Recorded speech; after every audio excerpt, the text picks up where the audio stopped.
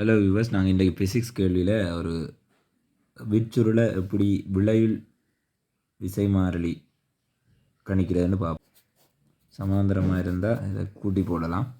இதுக்குமான விற்சுருளுக்கு விளையுள் மாறிலி என்னென்று வரும். 1/45 சக 1 இதுக்கே 30 அது எங்களுடைய விளையுள் மாறிலி இந்த கேக்கு சமனாக இருக்கும். அப்போ 1/k என்றது இதுக்கு போமசி 45 30k இதுக்கு 90k வரும். 90 2 சக 3 90க்குள்ளே 45 2 முறை 30க்குள்ளே 90க்குள்ளே 30 3 முறை. அப்போ 5/90k.